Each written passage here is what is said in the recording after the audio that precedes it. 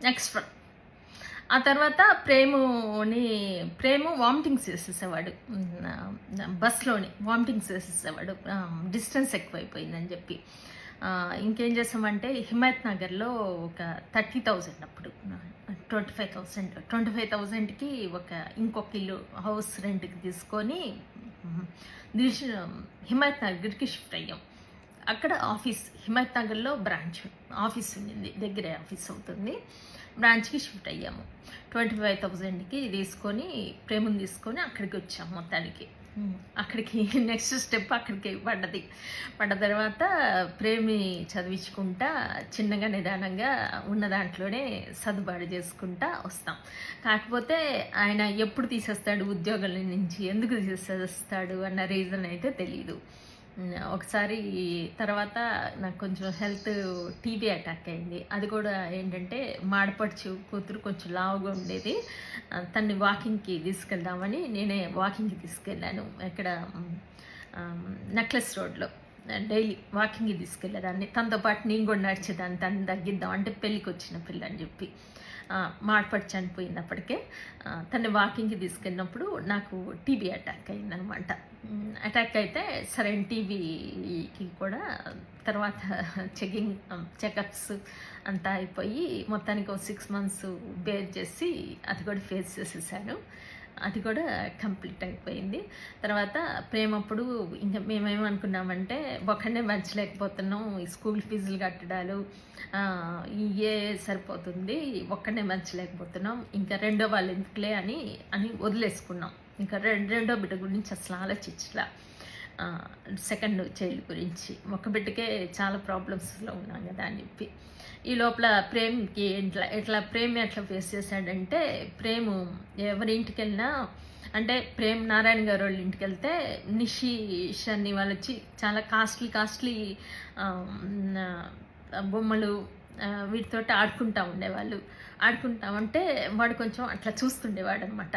చూస్తూ ఉంటే కొంచెం నాకు బాధ అనిపించేది కానీ సిచ్యువేషను అంత పెట్టుకునే సిచ్యువేషన్ అయితే కాదు. తర్వాత మా సిస్టర్ వాళ్ళు కూడా యూఎస్ నుంచి వచ్చారు. వాళ్ళకి ఇద్దరు ఆడపిల్లలు ఉంటే వాళ్ళు కూడా చాలా కాస్ట్లీగా చాలా కాస్ట్లీ బట్టలు, చాలా కాస్ట్లీ ఇవి చాలా ఇట్లా ఉండేదన్నమాట. ఉంటే అది కూడా చూసి కొంచెము ఫీల్ అయ్యేవాడు అనమాట ప్రేమ్. ఫీల్ అవుతూ ఉంటే ఇల్లు కాస్ట్గా అట్లా ఉంటే కొంచెం ఫీల్ అయ్యేవాడు. సరే ఫీల్ అవుతుంటే ఇంకా చూసి ఇంకేం చేయలేము, కొంచెం బాధపడ్డం తప్పితే ఏం చేయలేను చూసేవాడు అనమాట. తర్వాత పక్కన ఫ్రెండ్స్ వీళ్ళు వాళ్ళు అందరూ ఇద్దరిద్దరు ఉండేవాళ్ళు. అట్లా అంటే మా తమ్ముడు, అంటే మా చెల్లెలు, మా అక్క, మా అన్న, మా తమ్ముడు. ఇంకా ప్రేమకి ఏమైందంటే మైండ్లో నాకు కూడా ఒక చెల్లి కావాలనే ఫీలింగ్ వచ్చింది. చెల్లి కావాలి అన్నాడు. నాకు చెల్లి కావాలి మమ్మీ, నాకు చెల్లి కావాలి అన్నాడు. మరే సరేమ్మా అలాగేనమ్మా కంటాను, అలాగే చెల్లి పుడుతుందిలే అనేదాన్ని. అంటే తర్వాత ఏం చేసేవాడంటే తర్వాత మమ్మీ చెల్లి వచ్చేసిందా, డైలీ మమ్మీ పొట్లోకి చెల్లి వచ్చేసిందా, చెల్లెలు వచ్చేసిందా, అరే చెల్లి కాకపోతే తమ్ముడు పుడితే ఏం చేస్తామంటే అడ్జస్ట్ అవుతానులే అనేవాడు. సరే మన ఇష్టం అని చెప్పి నేను పడుకునేదాన్ని. నా పొట్ట మీద చేసి జో జో జో జో జో అని కొట్టుకుంటే అప్పటికే నాకు ప్రెగ్నెన్సీ లేదు. నాకు చెల్లి వస్తుంది, నేను వాడు అడగంగా వాడి బాధ చూసి చెల్లి పుడుతుంది తర్వాత పొట్టలో ఉందని చెప్పాను. ఇంకా వాడు పడుకొని నా పొట్ట మీద చేసి జో జో జో జో జో అని చెల్లికి జో కొట్టుకొని పడుకునేవాడు అనమాట. కొంచెం నాకు బాధ అనిపించిన తర్వాత అనుకోకుండా ఒకసారి అపోలో హాస్పిటల్కి వెళ్ళాము. మా సిస్టర్కి కొంచెం ఏదో హెల్త్ చెకప్ కోసం తీసుకెళ్ళినప్పుడు గైనకాలజిస్ట్కి నార్మల్గా నేను కూడా చెక్ చేయించుకుంటే అన్ఎక్స్పెక్టెడ్గా ప్రెగ్నెన్సీ అని తెలిసిన తర్వాత నాకు అసలు ఫస్ట్ కాలు చేతులు ఆడలే, భయం అనిపించింది. అమ్మో ఇంకో బిడ్డ వచ్చేసింది, ఇంకో బిడ్డ వస్తే కష్టం కదా ఎట్లాగా అనుకొని 10 years గ్యాప్ ఉంది ప్రేమ్కి వైష్కి. భయం అనిపించి నా హస్బెండ్కి ఫోన్ చేసి ఇట్లా ప్రెగ్నెన్సీ అంటున్నారన్న. ఆయన షాక్ అయిపోయారు. అంటే అనుకోలేదు కదా. ఆయన షాక్ అయిపోయి సరే నువ్వు ముందు బయలుదేరా, తర్వాత ఆలోచిద్దామన్నారు. సరే ఒక 3 months వరకు ఎవరికి చెప్పొద్దు, 3 months తర్వాత చూసి ఆలోచిద్దాము అని అన్నారు.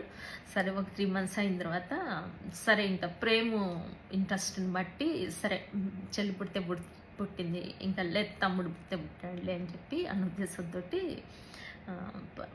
సెకండ్ డెలివరీ అయిన తర్వాత వైష్ణవి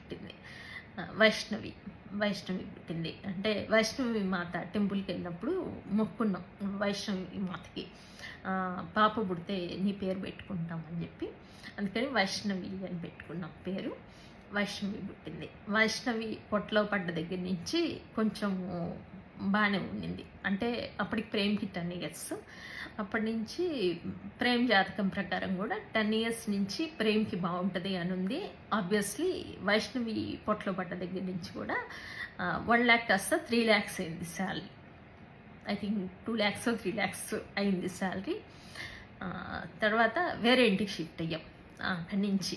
అంటే అక్కడ ఏదో వాస్తు నుంచి సడన్గా ఇమ్మీడియట్గా చేంజ్ అవ్వాలి, లేకపోతే కొడుక్కి ప్రమాదం అని చెప్పేటప్పటికి అక్కడి నుంచి కూడా షిఫ్ట్ అయ్యి వేరే ఇంటికి వెళ్ళాము. అప్పుడు వైషు పడ్డది పొట్టలోకి. పడ్డ దగ్గర నుంచి కొంచెము వైషు పొట్టలోకి వచ్చిన దగ్గర నుంచి కొంచెం ఇంకొంచెం డెవలప్మెంట్ స్టార్ట్ అయింది. చిన్నగా 3 lakhs శాలరీ అయింది. ఓకే, దాంతో అమ్మయ్య 3 lakhs శాలరీ అయిందిలే అని చెప్పి అమ్మయ్య అనుకున్నా. ఎప్పుడు అమ్మయ్య అనుకున్నా మా నారాయణ గారు ఉన్నారు కదా, అంత మనశ్శాంతిగా ఉండేవాడుగా మనుషుల్ని ఎవరిని. ఆయనకి ఎందుకనో ఎదుటోళ్ళు ఆనందంగా ఉంటే చూడలేడు అనమాట మనిషి. పాప పుట్టిన తర్వాత చూసి వెళ్ళారు. బార్సెల అదంతా బాగా జరిగింది, బాగా చేసుకున్నాం, ఉన్న దాంట్లోనే చేసుకున్నాం బార్సెల అంతా. అక్కడ అంతా చేసుకున్న తర్వాత చూసి వెళ్ళి వయసుకు 6 months ఉన్నప్పుడు మా ఆయన మళ్ళీ ఉద్యోగాల నుంచి తీసేసాడు. మా ఆయన వచ్చేసి ఉద్యోగాల నుంచి తీసేశారు అని చెప్పారు అన్నమాట. చెప్తే ఇంకా సడన్ షాక్, మామూలు షాక్ కూడా కాదు అది. 6 నెలల పసిబిడ్డ చూస్తే 6 నెలల పసిబిడ్డ. తర్వాత ఇటు చూస్తే ఏమో ప్రేమ, ఇటు చూస్తేమో వాడి ఎడ్యుకేషను, ఇటు చూస్తేమో వైషిక్ ఫీడింగ్, ఫుడ్, ఫ్యామిలీ. ఏంట్రా బాబు అంటే దాచిపెట్టుకునే అప్పటికి అంత లేదు కాబట్టి ఏం అర్థం కాక ఇంకా నేనేం చేశానంటే ఆఫీస్కి వెళ్ళి ఆయన దగ్గర ఆయన ముందే కుర్చీలో ఇంకా కోపం వచ్చేసింది నాకైతే. అప్పటికి ఇంకా కోపం వచ్చేసింది. వైషు కడుపుతో ఉన్నప్పుడు వాళ్ళ ఇంటికి వెళ్ళినప్పుడు అంతకుముందు ఎప్పుడు ఆయన కూర్చోమనే వాళ్ళు కాదు. ఆయన ముందు నేను ఎప్పుడు కూర్చునేదాన్ని కాదు, నిలబడే ఉండేదాన్ని. అప్పుడు ఒక్కసారి కూర్చో అన్నాడు అన్నమాట. అప్పటి నుంచి ఆయన ముందు కూర్చునేదాన్ని అంతే. ఆ తర్వాత వైషు వెళ్ళి ఆఫీస్కి వెళ్ళి ఇంకా ఆయన మీటింగ్లో ఉంటే ఆ పక్కన కుర్చీ ఉంటే ఆ కుర్చీలో కూర్చుని అట్లాగే ఉంటే తర్వాత చాలాసేపు అట్లాగే ఉన్నా, నైట్ వరకు అట్లాగే ఉన్నా. ఆయన మీటింగ్లు అయిపోయే వరకు అట్లాగే ఉన్నా. ఇంకా ఆయనకి కొంచెం సిచ్యువేషన్ అర్థమయ్యి మళ్ళీ పిలిచి మళ్ళీ సరే జాబ్ చేసుకోమని చెప్పారు. ఆయన ఎందుకు ఉద్యోగం నుంచి బిగుతాడో తెలియదు, ఎందుకు ఉద్యోగంలో పెడతాడో తెలియదు, కానీ ఎందుకనో ఇంట్లో వాళ్ళనే ఎక్కువ కష్టాలు పెడతాడు. బయట వాళ్ళు ఎంత సంపాదిస్తున్నా ఆబ్వియస్లీ నెల్లూరులో ఉన్న వాళ్ళకి తెలుస్తుంది ఎంతెంత సంపాదిస్తున్నారు. మా నారాయణ బిజినెస్లో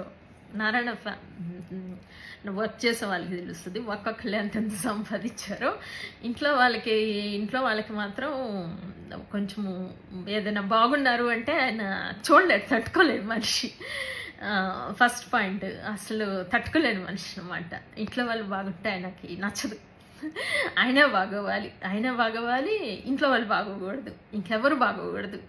మళ్ళీ ఆఫీస్లో వర్క్ చేసేవాళ్ళు ఎంత కొట్టేసినా నో ప్రాబ్లం. ఆయనకి అదేం పెద్ద కష్టం కాదు, ఇబ్బంది కాదు.